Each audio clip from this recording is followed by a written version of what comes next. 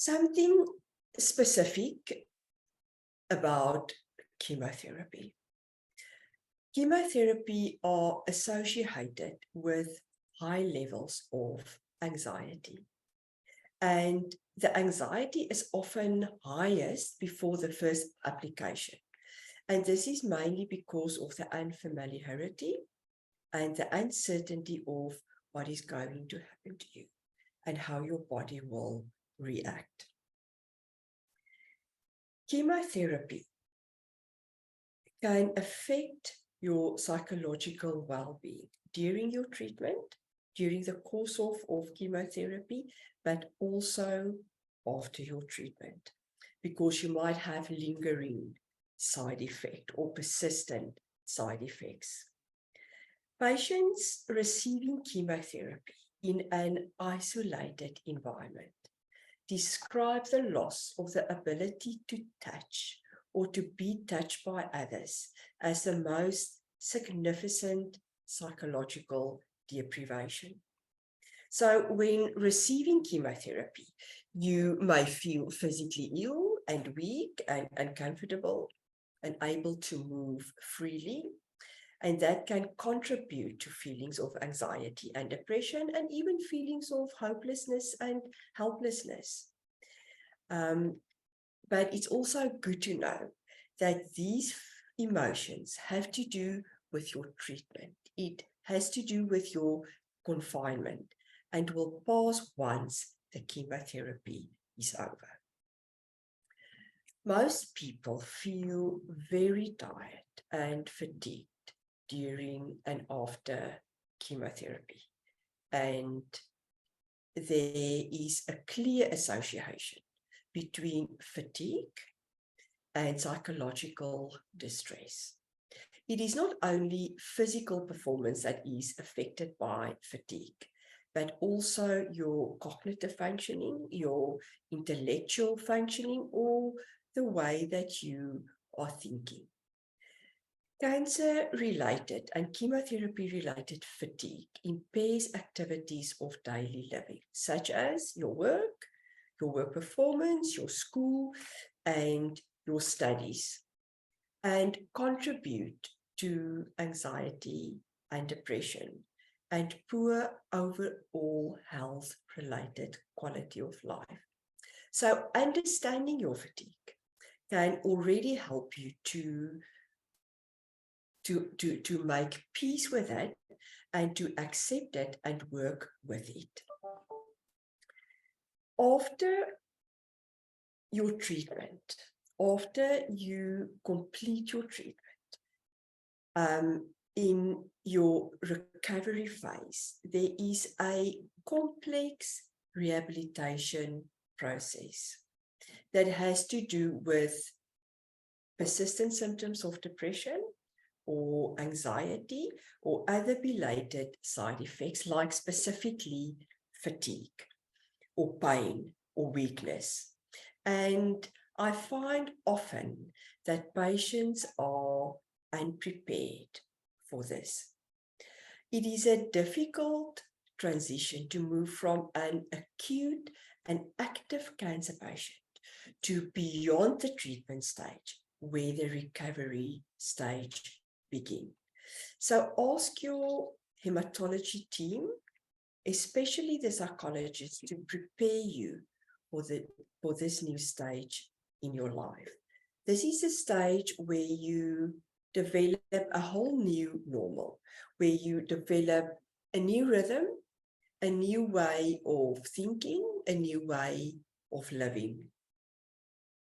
And it is the time with new adaptations and learning and living new skills.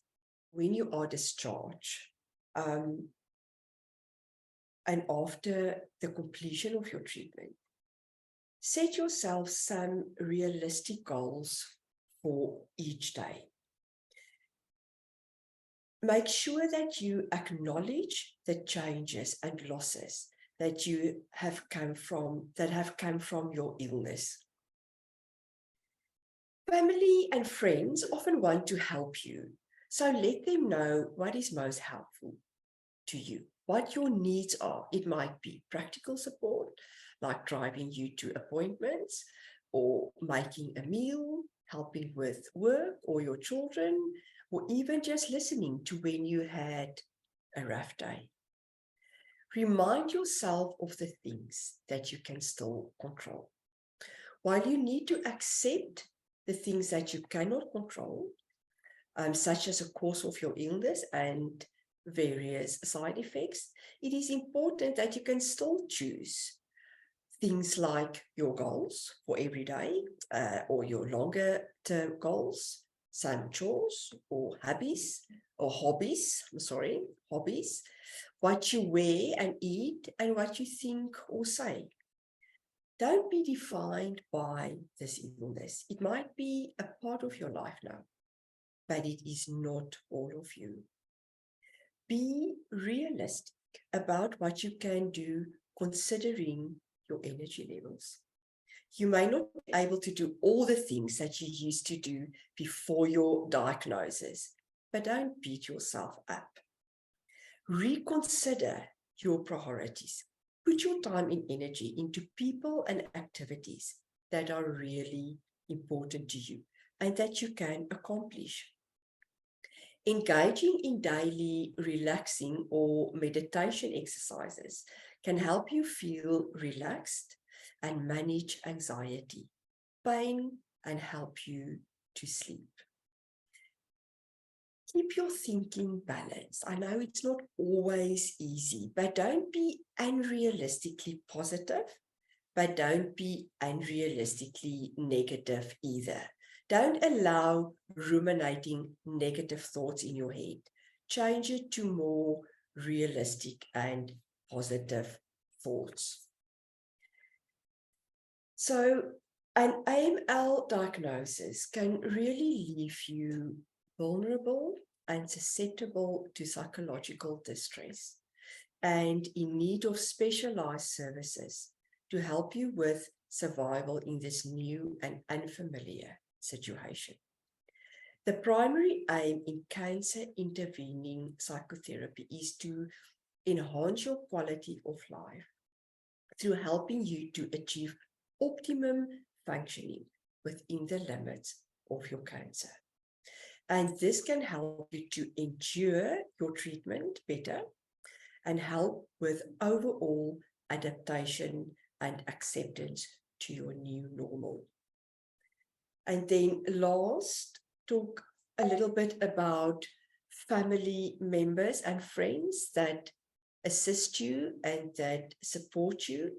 They play a very important role in taking care of a person with AML. And we can call them a caregiver or caregivers.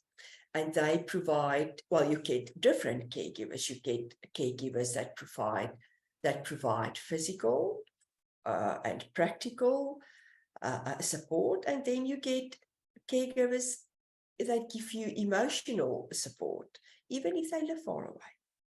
Being a caregiver can also be stressful and emotionally challenged or challenging. And one of the most important tasks for a caregiver is to also care for themselves.